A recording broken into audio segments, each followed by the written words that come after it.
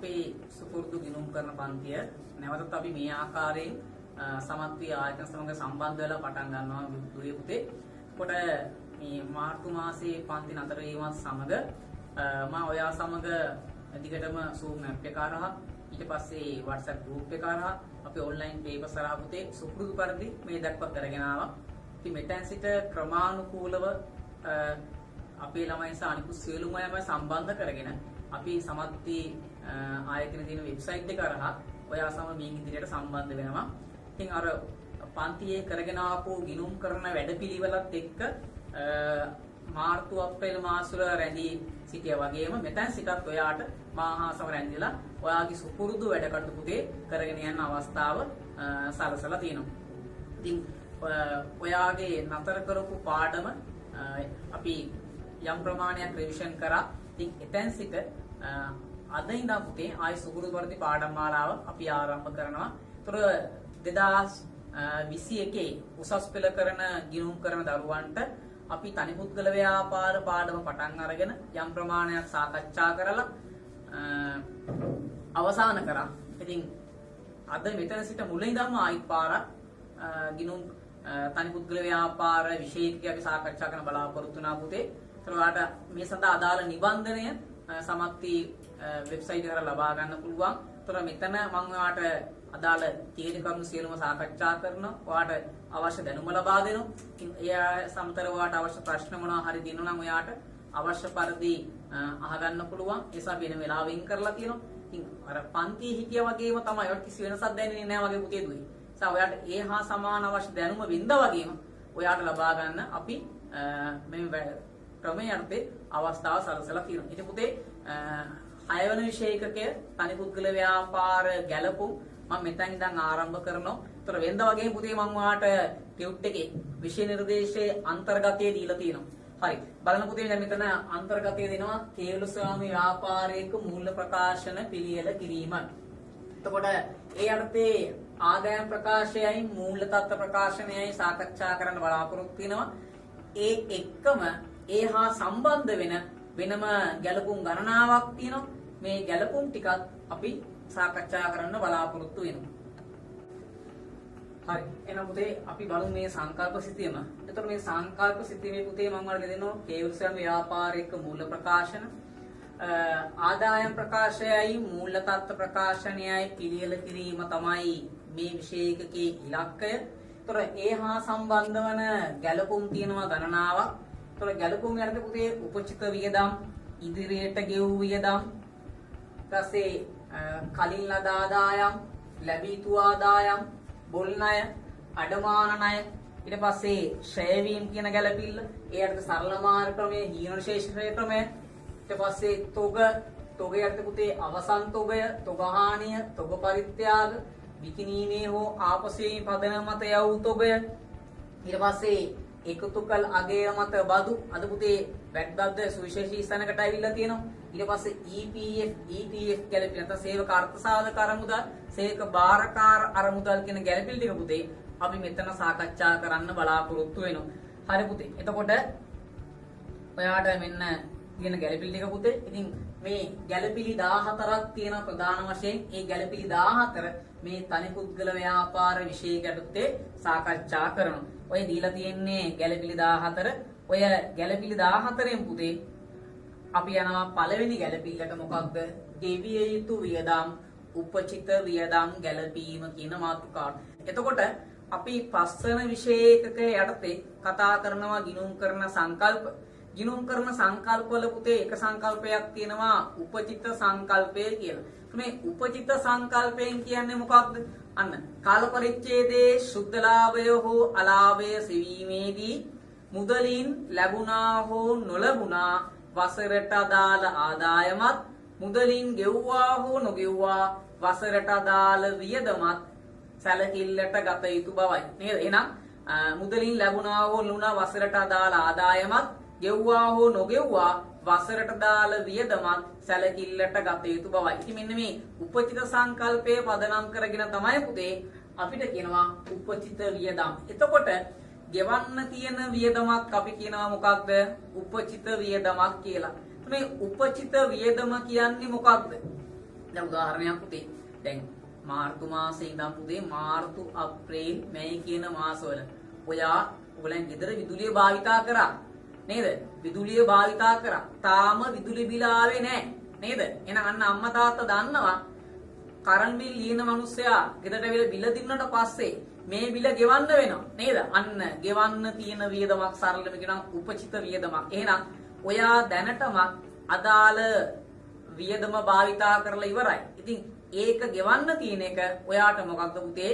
වියදමක්. ඒතර අපි මේ කතා කරනවා උපචිත වියදම් කියන සංකල්පය. බලන්න පුතේ මෙතන කියනවා බොහෝ ආයතන තම ව්‍යාපාරයට අවශ්‍ය සේවයන් එදිනදා ලබා ගත්තාට ඒවා සඳහා මුදලින් ගෙවීම් කරන්නේ යම් කාලයකට පසු. එහෙනම් ගොඩක් ව්‍යාපාර සේවාව ලබා ගන්නවා. හැබැයි ලබා ගත්තට පස්සේ ටික කාලයක් ගිහිල්ලා තමයි ඒ සඳහා මුදල් ගෙවීම කරන්නේ. උදාහරණයක් අපි විදුලිය භාවිතා කරනවා, ජලය භාවිතා කරනවා, දුරකථන භාවිතා කරනවා නේද?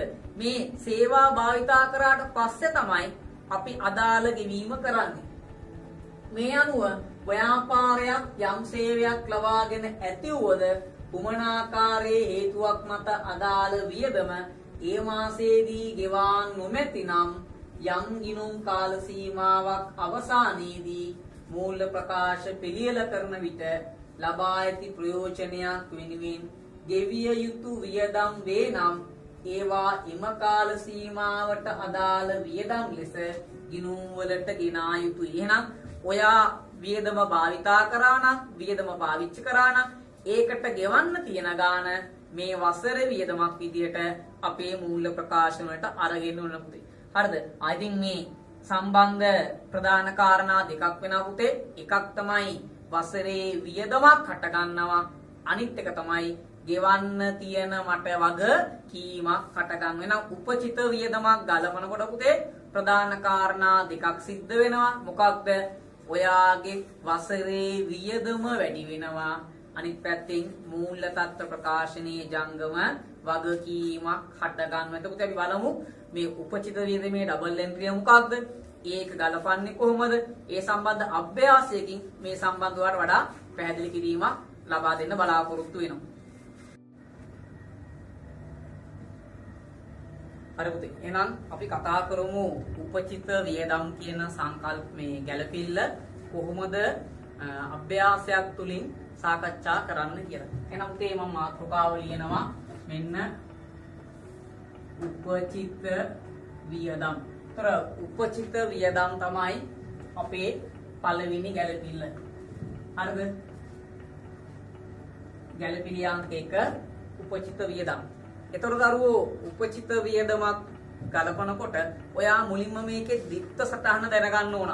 ඩබල් එන්ට්‍රිය මොකක්ද කියලා. ඉතින් මම ඔයාලට කිව්වා උපචිත වියදමක් ගලපන පුතේ කාරණා දෙකක් සිද්ධ වෙනවා. මොකක්ද පළවෙනි කාරණය? එකක් ව්‍යාපාරයේ වියදමක්. අනිත් එක පුතේ මම මේක ගෙවන්න තියෙනවා. අන්න ගෙවන්න තියෙනවා නම් මට මොකක්ද පුතේ? වගකීමක්. එහෙනම් උපචිත වියදමක දිත්ත සටහන තමයි මෙන්න දිත්ත සටහන.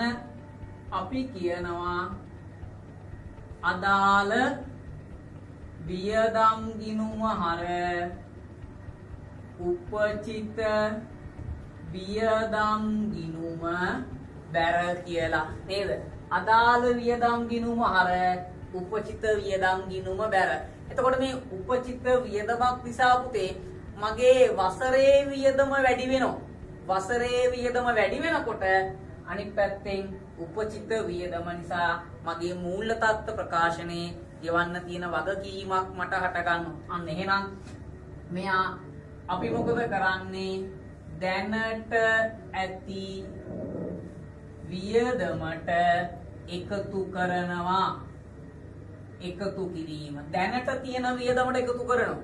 හිතන්නකෝ දැන් ඔයා ජනවාරි මාසේ පෙබරවාරි මාසේ විදුලි බිල ගෙවලා නේද? ඉතින් මාර්තු මාසේ අප්‍රේල් මාසේ බිල ගෙවලා නැහැ. අන්න ගෙවන්න තියෙන ගාණ ගෙවපු ගාණට එකතු කරාම තමයි මෙන්න මේ කියන සීලොම කාල සීමාවල ඔයාට විදුලි බිල ලැබෙන්නේ. ආයෙත් මේ විදුලි ගිණුම අහල. අනිත් එක්කනා උපචිත වියදම් ගිණුම බැර වෙන එක පුතේ අපි මොකද කරන්නේ? මෙයාව මූල්‍ය තත්ත්ව ප්‍රකාශනයේ අපි දානවා ජංගම වගකීම් වලට. හරිද? මෙයාව දානවා මූල තත්ත්ව ප්‍රකාශනයේ ජංගම වගකීම් වලට. ඉතින් මේ දිත්ත සටහන අපි ගිනුමකින් පෙන්නනවා නම් ආ දන්නවා ගිනුමෙන් තමයි මේ ගිනුම්කරණයේ සියලුම දේවල් පැහැදිලි කරන්න පුළුවන්. ලේසිම විදිය. එහෙනම් මම ගන්නවා ගිනුම් දෙකක්. මෙන්න අදාළ වියදම් ගිනුමයි අනිත් එක්කෙනා මම ගන්නවා පුතේ උපචිත වියදම් ගිනුමයි. හරිද? අදාළ වියදම් ගිනුමයි උපචිත වියදම් ගිනුමයි. එතන මම කිව්වනේ අදාළ වියදම් ගිනුම හර උපචිත වියදම් ගිනුම බැර. එහෙනම් අප්‍රේල් මාසේ ගෙවන්න තියෙන විදුලි බිල සටහන් කරනවා නම් විදුලි ගිනුම හර උපචිත විදුලි ගිනුම බැර. එහෙනම් ඉන්න වියදම් ගිනුමට හර කරනවා මොකක් කියලාද? උපචිත වියදම් කියලා. උපචිත වියදම් ගිනුමට බැර කරනවා මොකක් කියලාද? අදාළ වියදම් කියලා. හරිද? එතකොට මොකද දරුවෝ වෙන්නේ? මේ අදාළ වියදම්. ඉතින් මගේ වියදම කාල පරිච්ඡේදය අවසානයේදී අන්න මං බැලන්ස් කරලා ගෙනියනවා කොහෙද? ආදායම් ප්‍රකාශනයට. මෙන්න එහෙනම් මෙයා බැලන්ස් කරලා එන උත්තරේ මම ගෙනියනවා මගේ ලාභ විමුතින් ආදායම් ප්‍රකාශනයට. උපචිත වියදම් කියන්නේ මට මොකක්ද? වගකීමක්. ඉතින් මේ වගකීම අන්න අපි ගේනවා කොහෙද? මූල්‍ය තත්ත්ව ප්‍රකාශනයට. ශේෂය පගේ ශේෂය ඊගේ කියලා. හරි නේද? ඉතින් ඔයා දැනගන්න ඕන මේ තමයි මගේ වගකීම. මෙයා ජංගම වගකීම. හරිද? මෙයා ජංගම වගකීම. මෙයා කොහෙද දාන්නේ? අන්න එයා දානවා අපි ආදායම් ප්‍රකාශනයට.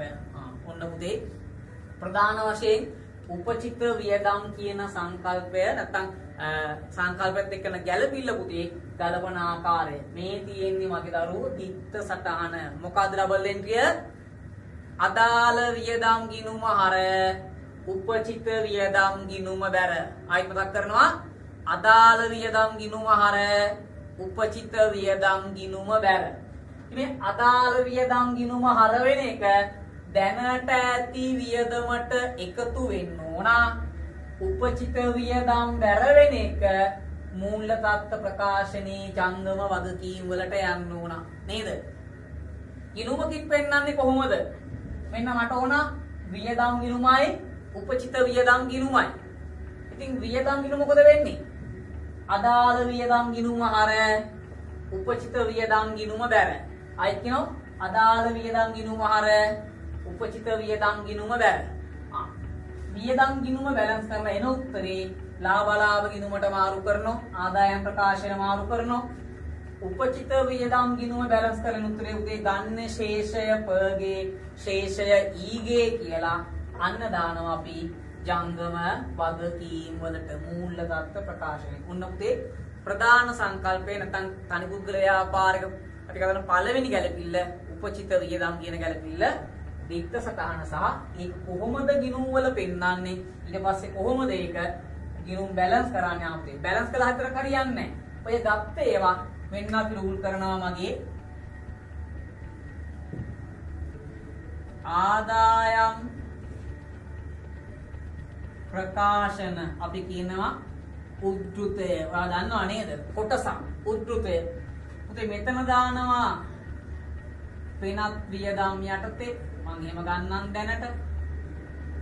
අදාළ වියදම් කියලා අන්න පුතේ මෙයා. ඒතර මේ අදාළ වියදම බැලන්ස් කරලා ඒන වටිනාකම තමයි අපි ආදායම් ප්‍රකාශයට ගේන්නේ. වියදම. අන්න අනිත් එක්කෙනා කවුද? මූල්‍ය තත්ත්ව ප්‍රකාශනය අපි කියනවා ඉතින් උද්ෘතය. මෙයා කොටසක් උද්ෘතය. අන්න එයා දාන පුතේ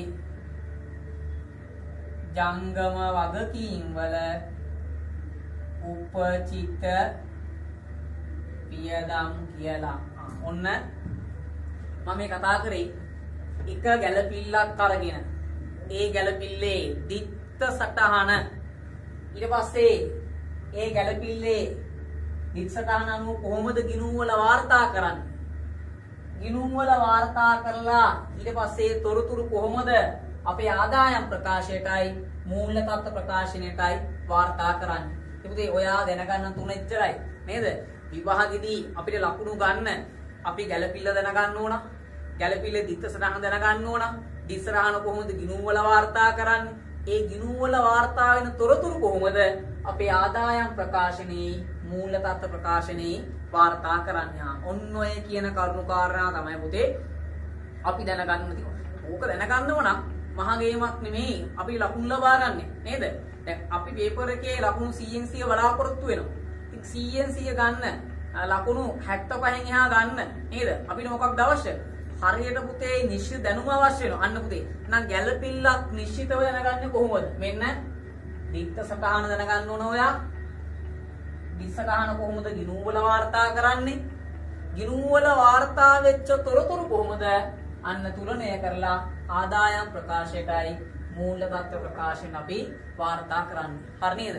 ඉතින් ඔයාට ඔන්න ඔය ගැන තමයි පුතේ ප්‍රධාන වශයෙන් අවබෝධය තියෙන්න ඕන. ඉතින් පුතේ දැන් මේ කතා කරේම මූලික කරුණු ටික. ඉතින් තවත් හොඳට තේරෙනවා ඔයාට අභ්‍යාසයක් නේද? උදාහරණයක් අසුරින් පැහැදිලි කරා නම් අපි ගානකින් සාකච්ඡා කරමු පුතේ කොහොමද මේ උපචිත වියදම් කියන ගැළපිල්ල ගිණුම් වල දාලා ගිණුම් ටික බැලන්ස් කරලා අපි ආදායම් ප්‍රකාශයයි මූල්‍ය තත්ත්ව ප්‍රකාශයයි කොහොමද අපි හදාගෙන යන්නේ කියලා. ඉතින් ඔයාලට මට ගැළපිල්ලකින් කියලා දෙන්න පුළුවන් මේ වැඩේ හොඳට. හරිද? ඒක අභ්‍යාසයක් අරගෙන හොඳට මේ අභ්‍යාසයත් එක්ක ගියාම පුතේ ඔයාලට ඉතින් තවත් හොඳට වැඩේ තේරෙනවා. හරි. අපි යනවා පුතේ එහෙනම් පළවෙනි අභ්‍යාසයට. දැන් බලන්න පළවෙනි අභ්‍යාසයේ නිබන්ධනයේ තියෙන දරුවෝ. ඒවා මාත් එක්ක නිබන්ධනයේ යන්න මම නිතරම කියන දෙයක් තමයි අපි නිබන්ධනයේ තියෙන උදාහරණය හෝ අභ්‍යාසය හොඳට කියවන්න ඕන. ඇයි? ඒක කියවුවම තමයි මට ගන්න තේරෙන්නේ. ගන්න දැනෙන්නේ නේද? දැන් සර් කෙනෙක් හදලා හරියන්නේ නැහැ. ඔයා නිබන්ධනයේ බලාගෙන පුතේ ගන්න කියන මොකක්ද ගන්න බලන්න. සිල්වා විසින් පවත්වාගෙන යන ව්‍යාපාරේ මාසික ගෙවල් කුලිය රුපියල් 8000කි 2019 දෙසැම්බර් 31 අවසන් වසර තුලදී ගෙවා ඇත්තේ මාස 9ක් සඳහා කුලී පමණි. ගැළපීම් කිරීම සඳහා අවශ්‍ය ජර්නල් සටහන් සහ ලෙජර් ගිණුම් දක්වන්න කියනවා. අන්න උදේ මේ ගාන සිල්වගේ ව්‍යාපාරය. මොකක්ද වියදම? මාසික ගෙවල් කුලිය මාසිකට 8000යි. එතකොට මාස 9ක කුලිය ගෙවලා තියෙනවා. එහෙනම් ගැළපිල්ල අපිට කරන්න කියනවා. ඉතින් ගැළපිල්ල කරන්න ඒවට තේරෙනවා මේක වියදමක්. මාස 9යි ගෙවලා තියෙන්නේ. තව මාස 3ක් ගෙවන්න තියෙනවා. අන්න එහෙනම් ගෙවන්න තියෙන එක තමයි මොකක්ද වෙන්නේ? ගැළපිල්ල වෙන්නේ. හරි පුතේ. අපි බලමු කොහොමද ඔන්න ඔය කියන කරුණු කාරණා ටික මේ දිත්ත සටහන දාලා අපි ගිණුම් ඇතුළු මේක ගලපගෙන යන්නේ කියලා. හරි පුතේ. එතකොට දැන් මෙහෙම ගන්නම්කෝ. එතකොට උදාහරණ උතර අභ්‍යාසාංක 1 ප්‍රශ්නාංක 1. ඉතින් මෙයා කියනවා මාසික ගෙවල් කුලිය රුපියල් 8000යි. දැන් මම මේක පොඩ්ඩක් බෝඩ් එකට ගන්න දෙමු.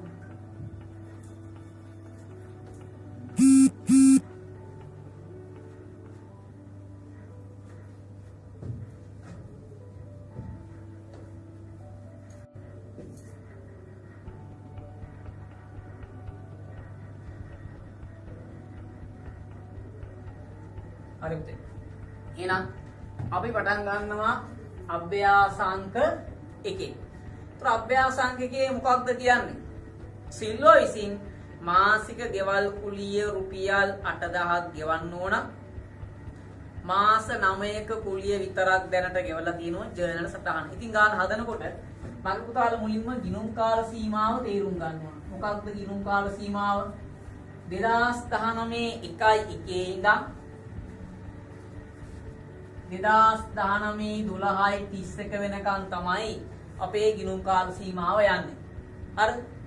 සිල්වා දැනට මාස 9ක ගෙවල් කුලිය ගෙවා ඇත. මාස 9ක කුලිය ගෙවලා තියෙනවා.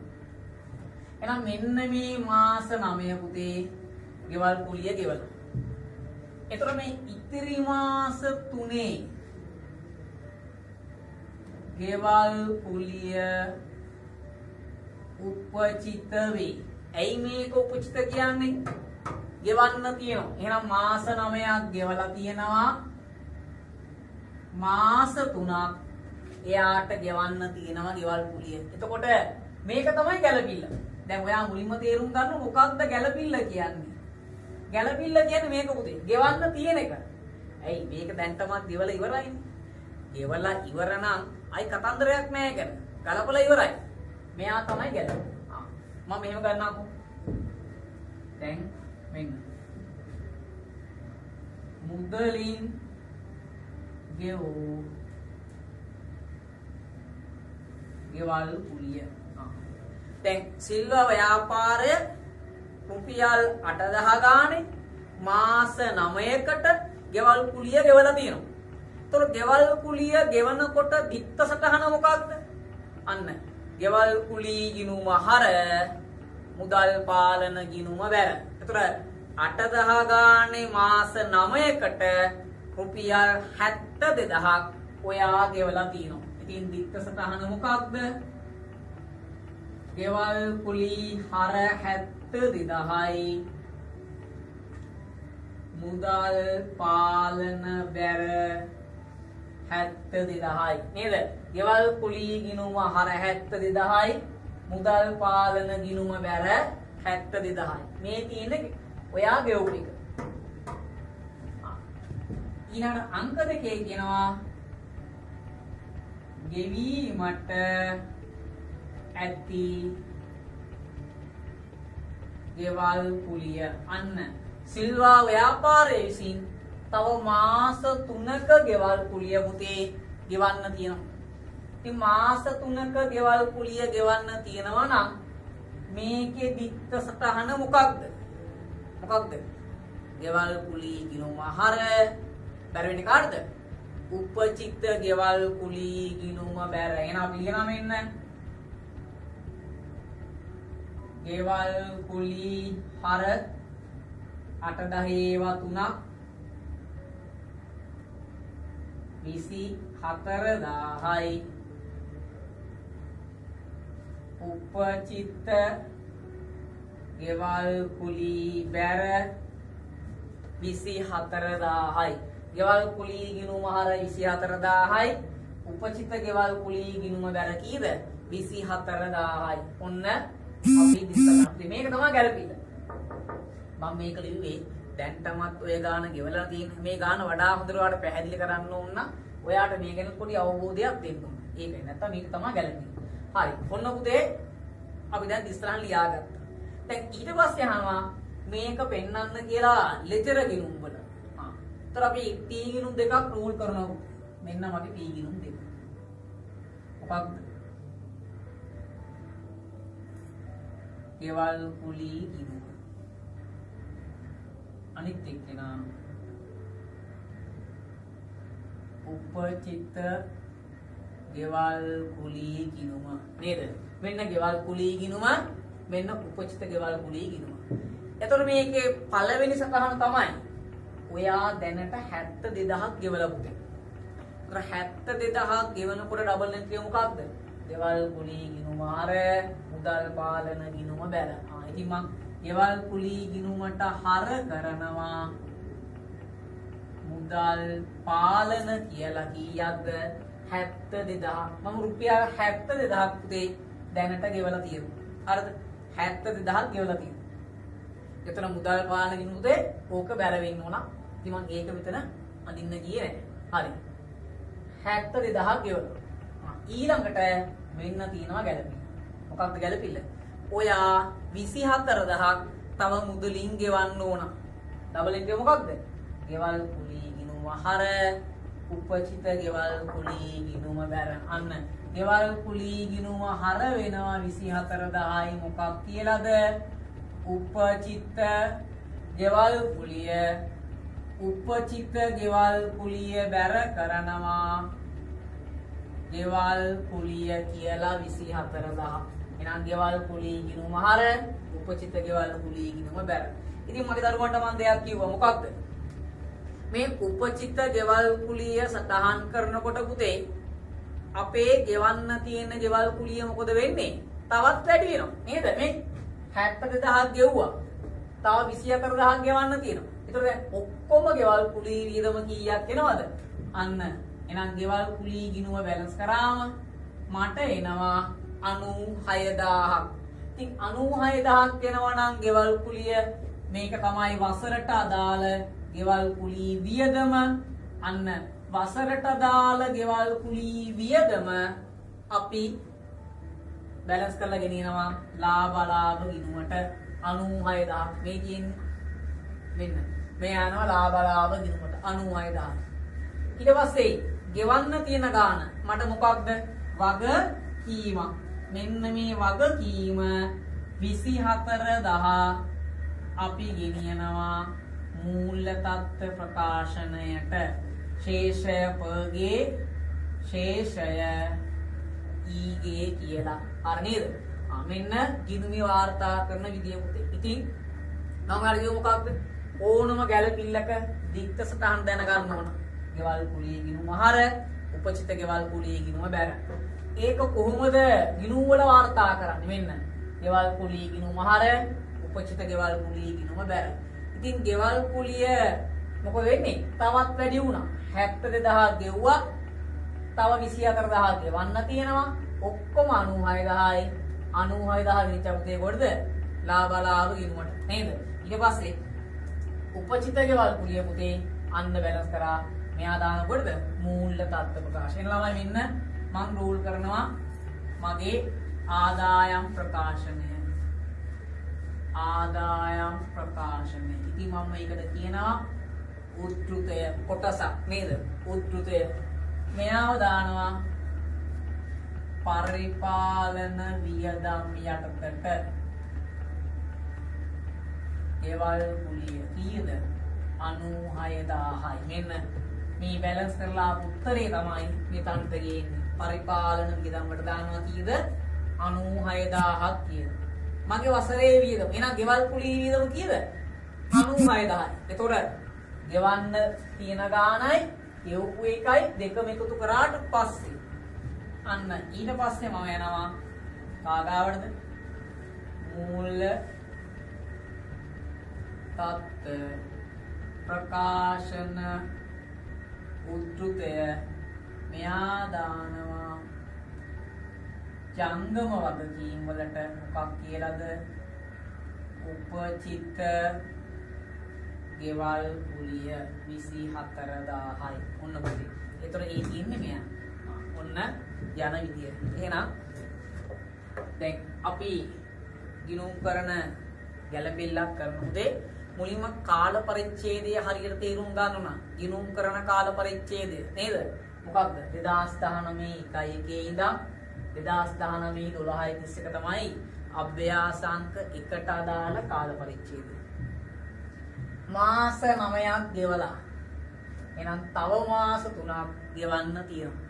ඉතින් ඔයා දන්නවා අවුරුද්දට දාල කාල සීමාව කීයද? මාස 12ක්. අපි අවුරුද්දක් කියන්නේ මාස 12ක් නේද? එහෙනම් මාස 9ක් ගෙවා ඇත.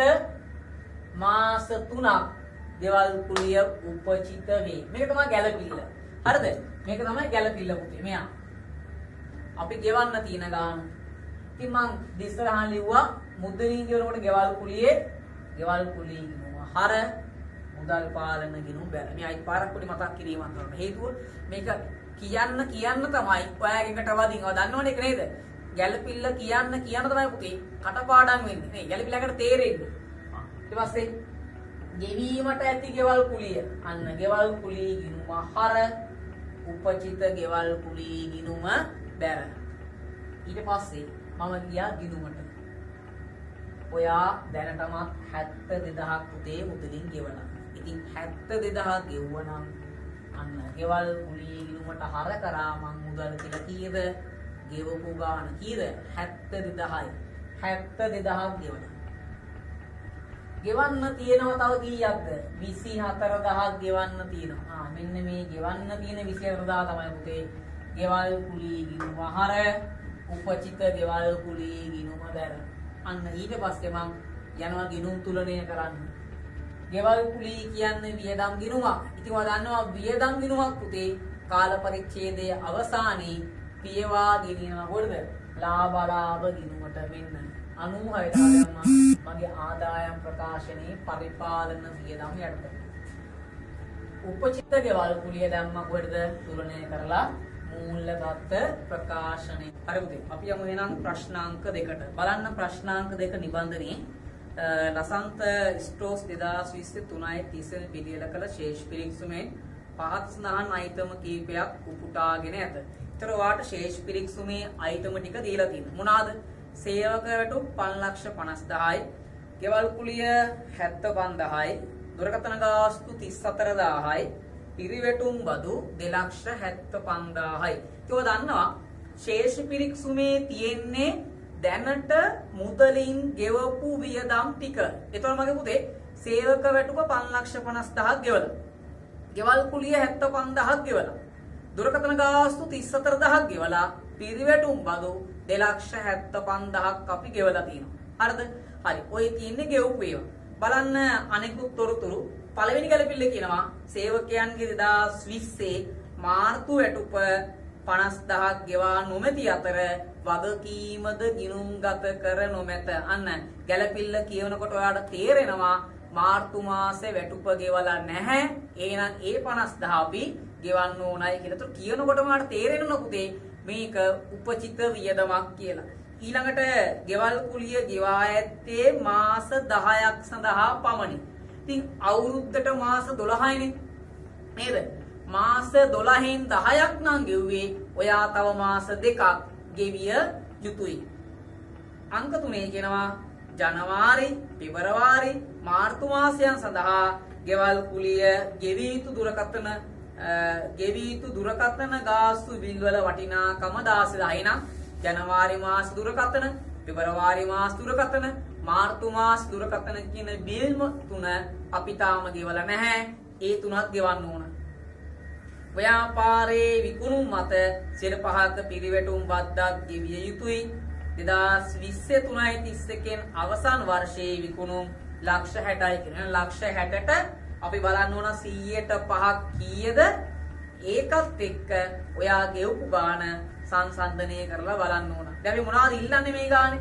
බලන්න ගාන ඉල්ලනවා ලෙචර ගිණුම්, ආදායම් ප්‍රකාශය සහ මූල්‍ය තත්ත්ව ප්‍රකාශනය, අවශ්‍ය ජර්නල් සටහන් ටික පුතේ. හරි නේද? හරි. එහෙනම් පුතේ අපි ලෙජර් ගිණුම් ටිකයි, ආදායම් ප්‍රකාශයයි, මූල්‍ය තත්ත්ව ප්‍රකාශයයි, ජර්නල් සටහන් ටිකයි තමයි මේ ගානට අවශ්‍ය වෙන්නේ. හරි. මම යන්නම් මුලින්ම ලෙජර් ගිණුම් වලට. එතකොට ලෙජර් ගිණුම් කීයක් අවශ්‍ය වෙයිද? ඉතින් ඔයා දන්නවා සේවක වැටුප් වලට එක ගිණුමක් ඕන. ඒ වගේම මාර්තු මාසේ සේවක වැටුප ගෙවලා නැහැනේ. එහෙනම් ගෙවිය යුතුයි. අන්න ගෙවන්න තියෙන නිසා ඔයාට උන උපචිත සේවක වැටුප් ගිණුමකුත්. එහෙනම් මෙන්න මම රූල් කරනවා පළවෙනි ගිණුම සේවක වැටුප් ගිණුම නේද? මේ ගිණුමත් එක්ක මට ඕන මොකක්ද? උපචිත සේවක වැටුප් ගිණුම. හරිද? සේවක වැටුප් ගිණුමයි උපචිත සේවක වැටුප් ගිණුමයි. ඊට පස්සේ ඊළඟ ගිණුම අවශ්‍යයි ගෙවල් කුලී ගිණුම.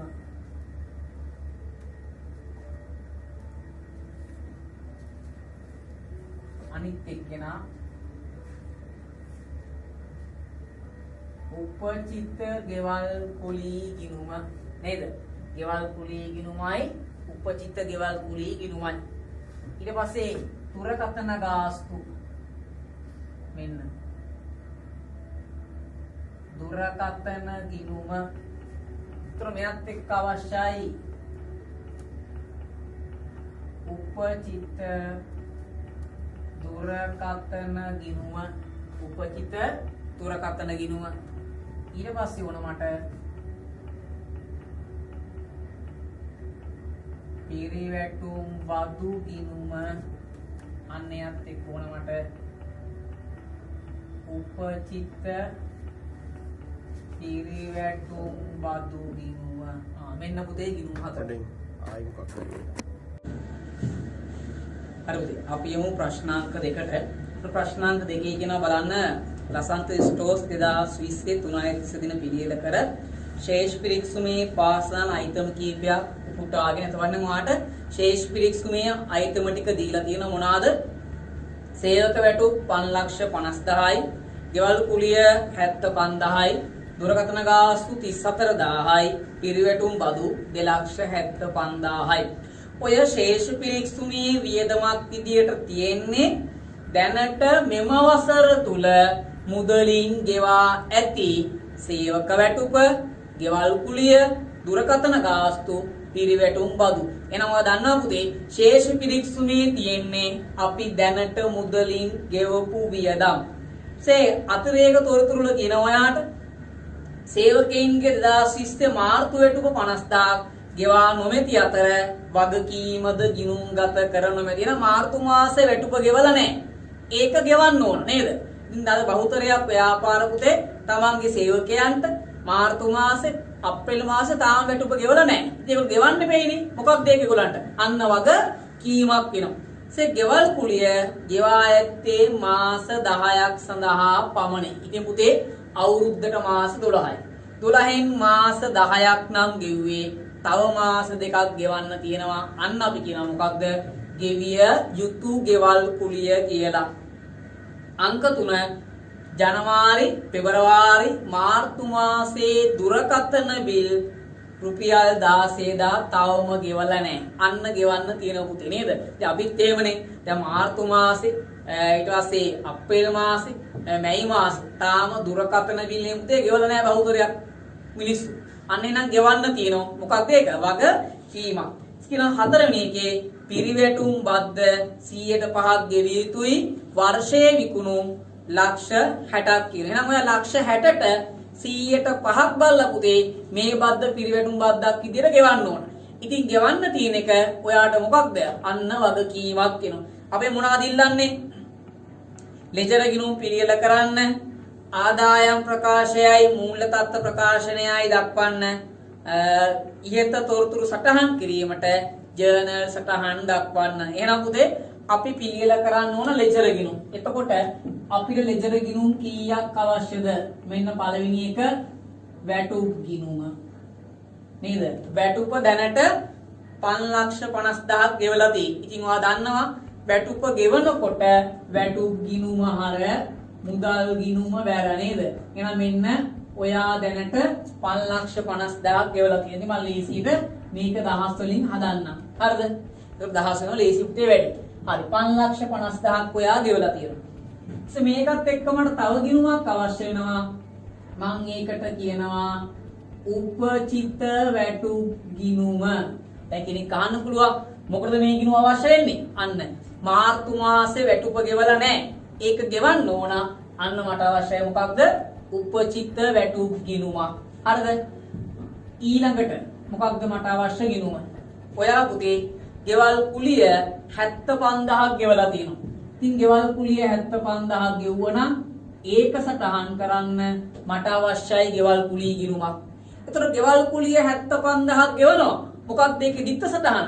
අන්න ගෙවල් කුලිය ගිණුම හර මුදල් ගිණුම බැර. එහෙනම් ගෙවල් කුලිය ගිණුමට අපි හර කරනවා මුදල් කියලා 75යි නේද? අපි දහස් වෙන්නේ ගාන හදන්නේ 75යි. ඊට පස්සේ මේකත් එක්ක මට අවශ්‍යයි තව ගිණුමක්. මොකක්ද? උපචිත ගෙවල් කුලිය ගිණුමක්. ඇයි මේ උපචිත ගෙවල් කුලිය ගිණුමක් අවශ්‍ය වෙන්නේ? මෙයා කියනවා මාස 10ක විතරයි ගෙවල් කුලිය ගෙව්වේ. තව මාස 2ක ගෙවල් කුලිය ගෙවන්න තියෙනවා. මෙන්න එහෙනම් උපචිත ගෙවල් කුලිය ගිණුම. හරිද? මම අර පැහැදිලි කරගෙන යන්නේ මට අවශ්‍ය ගිණුම් මොනවාද? දැනට කොච්චරක් ඒ ගිණුම් වලින් අපි ගෙවලා තියෙනවද කියලා. හරිද? ඊළඟට මට අවශ්‍යයි දුරකථන ගිණුම. මෙන්න දුරකථන ගිණුම. ඉතින් දුරකථන ගිණුමෙන් අපි කීයක් ගෙවලා තියෙනවද? අපි දැනට 34000ක් ගෙවලා තියෙනවා. ඒකට 34000 ගෙවලා තියෙනවා නම් ඉස්සරහන මොකක්ද? දුරකථන ගිණුමට හර කරනවා මෙන්න මුදල් කියලා.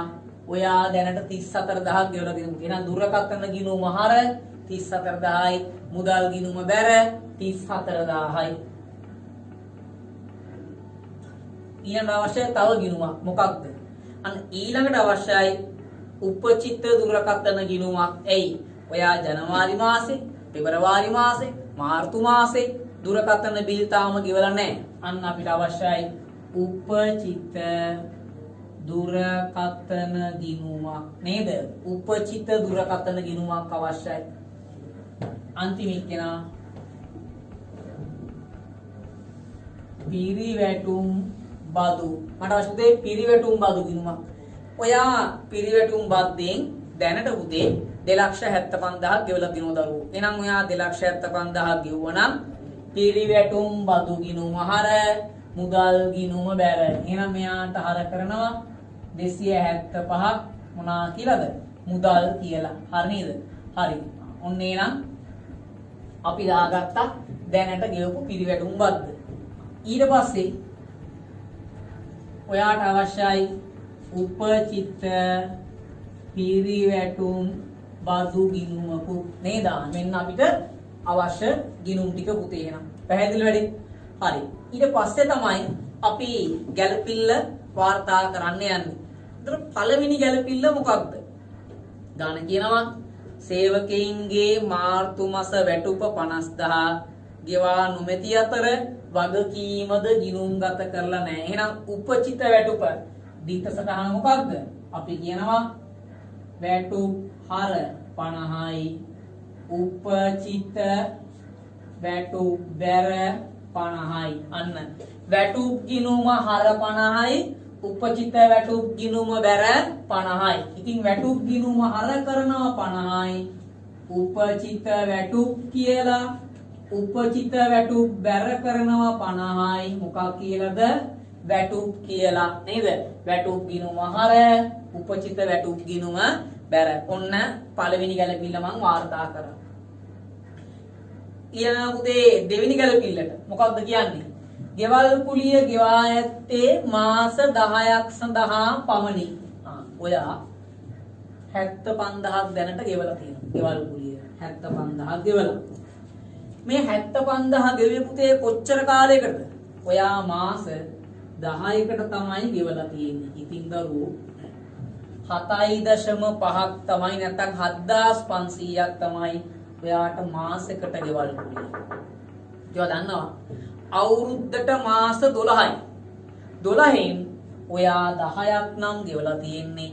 තව මාස දෙකකට ඔයා ගෙවන්න ඕන. අන්න එහෙනම් 7.5 වගේ දෙකක් ඔයා කීයක් ගෙවන්න ඕනද? 15ක් ගෙවන්න ඕන. මේ තියෙන්නේ උපචිත ගෙවල් කුලිය. එක මාසයකට 7500 ගානේ. ඔයා මාස දෙකකට ගෙවන්න ඕන නම් ඔයා 15000ක් ගෙවන්න ඕන. ඉස්සරහන මොකක්ද මේක? අන්න ගෙවල් කුලී ගිණුම හර 15යි උපචිත ගෙවල් කුලී බැර 15යි නේද? එහෙනම් අපි ගෙවල් කුලී ගිණුමට හර කරනවා 15 උපචිත ගෙවල් කුලිය, උපචිත ගෙවල් කුලිය බැර කරනවා ගෙවල් කුලිය කියලා 15. හරි නේද? අන්න උපචිත ගෙවල් කුලියක් වාර්තා කරනවා. ඉතින් මම අදාළ ගිණුම පල්ලෙහිම දීප්ත සටහනක් ලියනවා. ඒකම ඊට දාල පෙර වැඩි හදාගෙන යනකොට ඔයාලට වඩා පැහැදිලි හා නිවැරදි වෙන්නේ. හරි. එනවා දුරකථන වලට. බලන්න ගැළපිලි අංක 3. 2020 ජනවාරි, පෙබරවාරි, මාර්තු මාසයන් සඳහා ගෙවිය යුතු දුරකථන ගාස්තු බිල් වල වටිනාකම 16000යි. ඉතින් මුතේ අපි 16000 දුරකථන බිල් ගෙවන්න ඕන නේද? මොකද ළමයි ඉස්සරහන දුරකථන ගිණුම හර උපචිත දුරකථන ගිණුම බැර.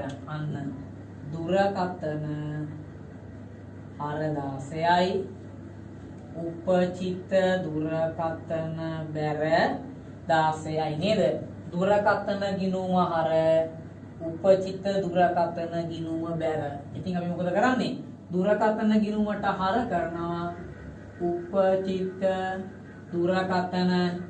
උපචිත දුරකථන බැර කරනවා දුරකථන කියලා. ඔන්න ඒකත් හරි පුතේ.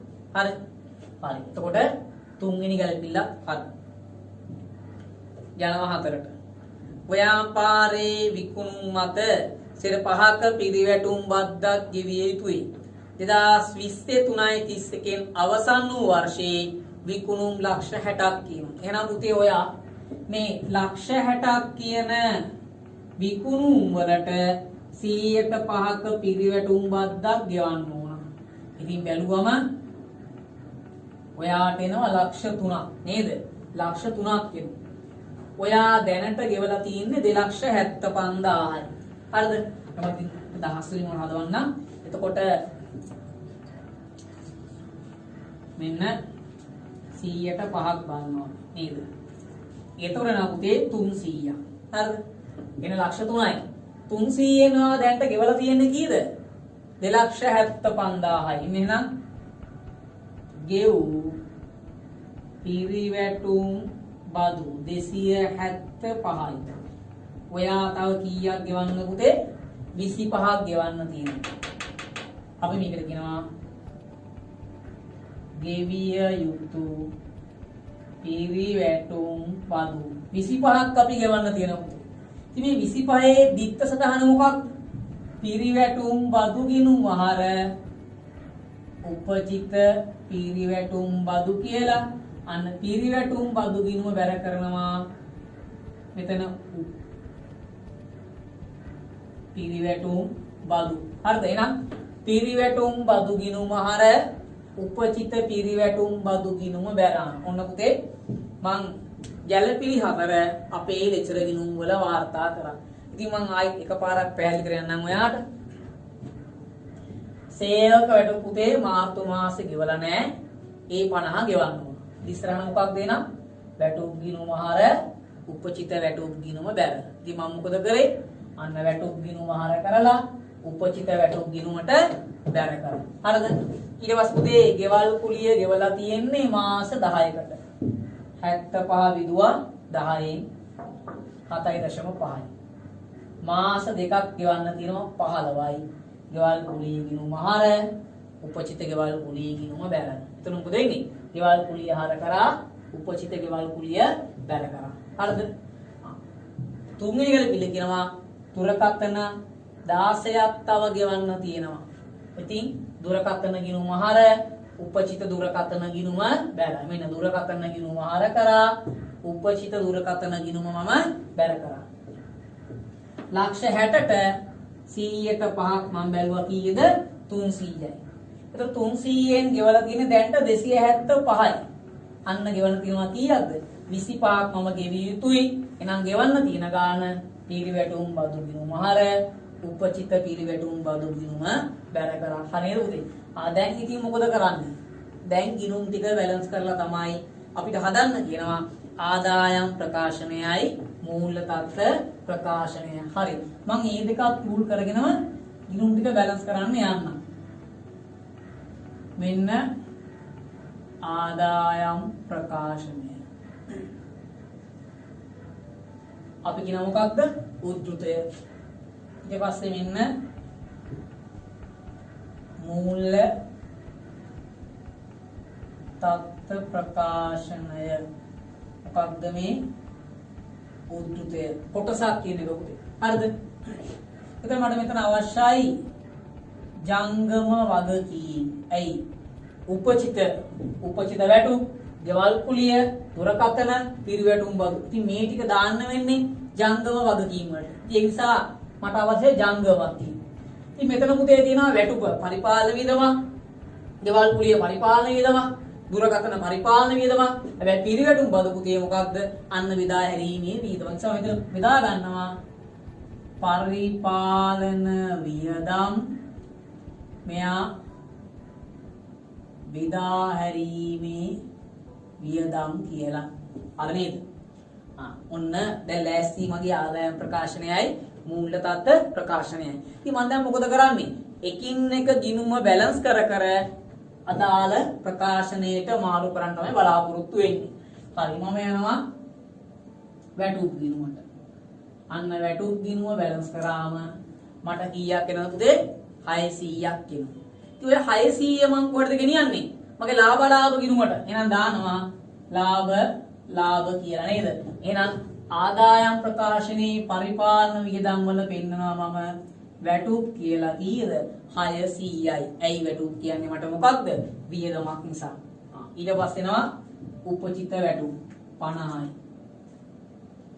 ඒවා දන්නවා උපචිත වැටුප මට කියන්නේ මොකක්ද පුතේ? වගකීමක් නේද? මේ කියන දිස්ස ගන්න හොඳේ. එහෙනම් මේ ශේෂයේ ඊගේන 50 මට වගකීමක් නිසා අන්න උපචිත වැටුප් පෙන්නනවා මූල්‍ය තත්ත්ව ප්‍රකාශනයේ 50 වගකීමක් විදියට. හරි. ඔන්න වියදම් ගිණුම පියවී යන ගිණුමක් නිසා ඒක ආදායම් ප්‍රකාශයට, වගකීම් ගිණුම ශේෂයේ ඉතිරි යන ගිණුමක් නිසා අන්න මූල්‍ය තත්ත්ව ප්‍රකාශනයේ ජංගම වගකීම් වලට දැම්මා. හරි. එනවා ගෙවල් කුලිය. මෙයා 80යි. 80 දාන කාටද? ලාභ ගිණුමට. එහෙනම් ගෙවල් කුලිය දානවා 80යි. අපේ වියදමක්. මේ කියන්නේ මේ වසරේ ගෙවල් කුලිය වියදම 80යි. උපචිත ගෙවල් කුලිය 15 මට මොකක්ද? වගකීමක්. මෙන්න මං පෙර වැඩේ සහ දික්සටහන එයා වෙන් කරා.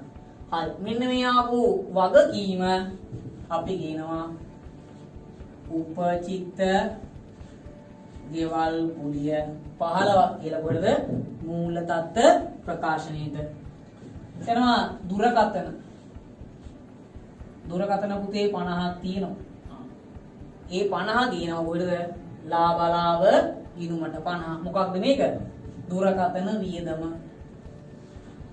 50යි. ගන්න දුරකථන 50යි. හරි. මේ තියෙන්නේ එකින් එක ගිණුම තුලනය කරන ගමන් පුතේ අදාළ ප්‍රකාශන ගෙනියනවා. ඉතින් දුරකථන කියන්නේ වියදමක්. වියදම තමයි කොහෙද? ආදායම් ප්‍රකාශනයේද. ඊට පස්සේ උපචිත දුරකථන අන්න අපි තුලනය කරාම පුතේ අපිට මොකක් දෙන්නේ? වගකීමක්. ඉතින් මේ උපචිත දුරකථන මට වගකීමක් නිසා මම කියනවා ජංගම වගකීම් වලට 16යි. හරි. හරි. ඊට පස්සේ අන්තිම ගිණුම් දෙක එනවා පිරිවැටුම් බදු. අන්න 300ක් එනවා. 300 ගෙනා පුතේ ලාභ ගිණුමට නේද? අන්න පිරිවැටුම් බද්ද පුතේ මට වියදමක් දානවා බෙදා හැරීමේ වියදම් වලට පිරිවැටුම් බදු 300යි. දාන්න පිරිවැටුම් බද්ද පුතේ කීයද? 300යි. ඊට පස්සේ මෙයා උපචිත පිරිවැටුම් බදු ශේෂය පගේ ශේෂය ඊගේ. මෙන්න මේ 25 පුතේ මට මොකක්ද? වගකීමක් වෙනවා. දානවා උපචිත පිරිවැටුම් පදු කියලා කීයද? 25යි. හරි නේද? ඔන්න පුතේ ඒකත් අවසානයි. ඉතින් මම මේ කොටු කරලා තියෙන්නේ දාන හදද්දී අවශ්‍ය වන පෙරවැඩවල සහ දික්ත සටහන් ටික පුතේ. හරි නේද? මෙන්න තියෙනවා සම්පූර්ණ ගාන ප්‍රශ්නාන්තර. ඉතින් මම හිතනවා ඔයාලට වෙනදා වගේම තමයි කිසි වෙනසක් නැහැ. බෝඩ් එකේ මම අවශ්‍ය සියලුම ගිණුම් ටික රූල් කරා. ඒවල වෙනම පෙරවැඩ ටික තියෙනවා. දික්ත සටහන් දෙන පුතේ. ඒක වෙන්දරට වඩා වැඩි පැහැදිලිව දැන් ඔයාලට තේරෙන නැති හේතුව මෙතන සියලුම දේවල් ඔයාලට බලා ගන්න පුළුවන් ගානට අවශ්‍ය වෙන. හරි නේද? හරි. එහෙනම් එතකොට ඔයාලට පේනද පුතේ? මෙතන තියෙන්නේ වසරට අදාළ වියදම් ටික. හරි. මෙයා වියදම්. මෙතන තියෙන්නේ ගෙවන්න තියෙන මගේ වගකීම් ටික. ඉතින් මෙන්න මේක තමයි අපි මොකක්ද මේ කියන්නේ? උපචිත සංකල්පය නේද? ඒතර උපචිත සංකල්පේන උපචිත වියදම් පුතේ මෙන්න මේ විදිහට අපිට පුළුවන් ගලපලා ගිණුම් ටික ආදායම් ප්‍රකාශයටයි මූල්‍ය තත්ත්ව ප්‍රකාශය ඇතුලේ නිරූපණය කරන්න. පැහැදිලි වැඩි? හරි. මෙන්න මේ ටික මම දැම්මා නමයි. හරි. මහ දෙයක් නෙමෙයි. ඉතින් බොහොම සරල වැඩක්. හරි. ඊට පස්සේ අංක 3 දෙයක් කියන මොකක්ද? ඉහත සඳහන් කරුණු සටහන් කිරීමට අවශ්‍ය ජර්නල් සටහන් අන්න. දැන් මම මේ පොඩියට දිස්සටහන් ටික ලියාගෙන ගියා. නේද?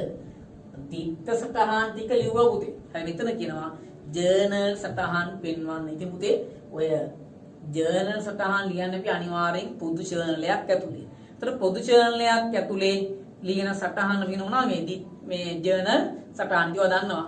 අපි පුතේ පොදු ජර්නල්නේ වාර්තා කරන ගනුදෙනු තියෙනවා. මොනවාද?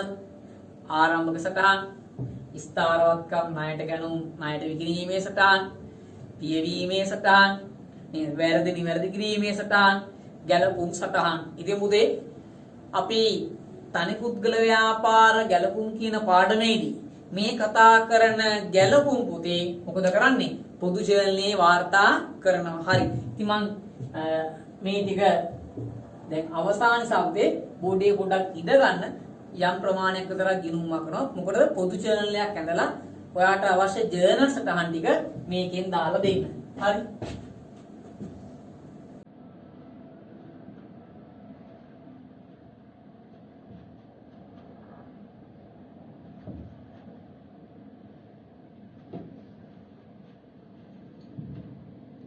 හරි. අය පුතේ නා රූල් කරනවා මේ ගානට පොදු ජර්නල් එක. මෙන්න පොදු ජර්නල් එක.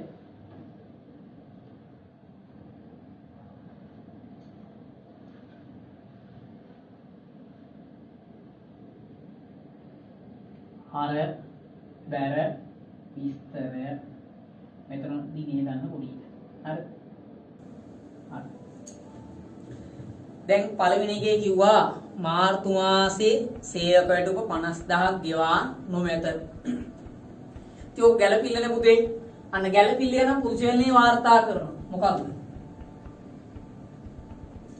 වැටුප් ගිණුම හර උපචිත වැටුප් බැර කීයද?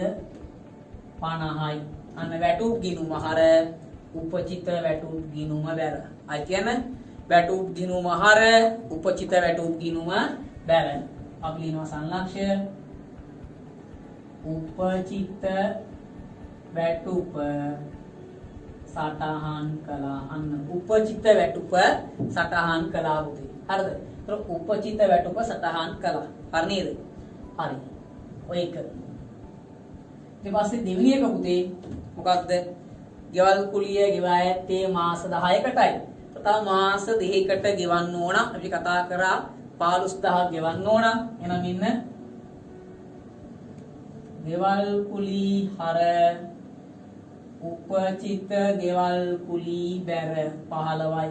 සංලක්ෂය මොකක්ද? උපචිත ගෙවල් කුලිය සටහන් කළා. ඔන්න දෙවෙනි එකත් හරියට. උපචිත ගෙවල් කුලිය සටහන් කරා 15යි.